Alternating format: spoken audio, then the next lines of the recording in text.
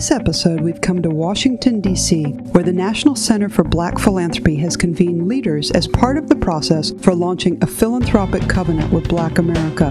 During the gathering, we heard a great deal about how the contemporary definition of philanthropy excludes vibrant traditions of giving in the African American community. We also heard strong conviction about how expanding that definition and honoring those ways of giving creates the potential to unleash new resources both within and beyond it.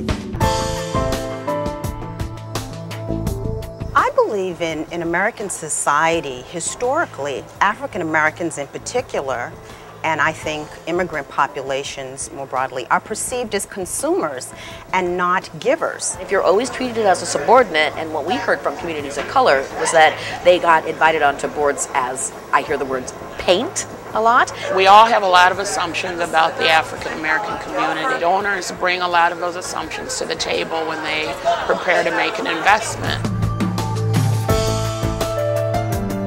What is happening in today's world is that the definition of philanthropy is becoming more narrow, so that it almost is exclusively referring to the exchange of financial resources. All the things we know, the golf course, I mean, how long have we been talking about some of these things? But in philanthropy, I think it's been a little bit slower to catch up in some ways because I don't think they get the connection between time, talent, and treasure.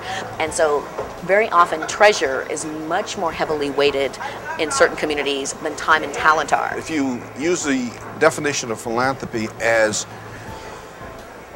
giving for the common good. It's a fact that African Americans give more as a percentage of their income to charity than any other ethnic group of people. I'm certainly a product of Black philanthropy. Having spent 18 years in foster care, I depended heavily on it.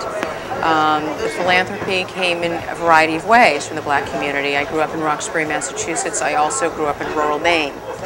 And on both occasions, African American families not only raised me up to appreciate fine arts, but they also taught me the importance of human philanthropy. The first step, though, is that they got to learn a lot. The worst mistake that anybody can do is say, I've got money, I want to help, breeze in, drop down dollars, and really not understand how the dollars should be used, because we can waste, and we have. We've wasted a lot of private charitable dollars in communities that could have been much better spent, but people didn't take the time to spend on the front end of learning the issues, learning the people, and figuring out how they could best use those monies.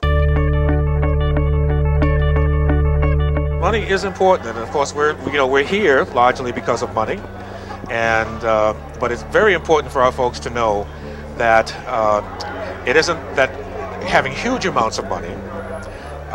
We very often think that if we're not Oprah, or if we're not Bill Cosby, if we're not Bill Gates, then we're not philanthropists, and that's far from the case. In the Black community, not having a lot of financial resources, we have always been philanthropy in a sense that time, talent, and I always say truth, because when you're working with individuals one-on-one and giving them those truths and those philosophies and those principles to live by, in addition to financial resources, that it really serves the person well to be able to relate to those truths in their later life. I get an opportunity to meet people that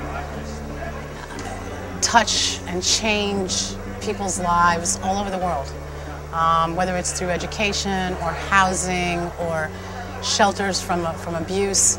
And if it weren't for all of these individuals making up this huge conglomeration that we call African American philanthropy, the life that we live today wouldn't be as good as it is. My hope is that African Americans will be valued for the gifts that they bring, that over time they have been giving out of lesser resources, and that it is critical to bridging the gap and understanding between communities for people to be seen and valued for the gifts that they bring.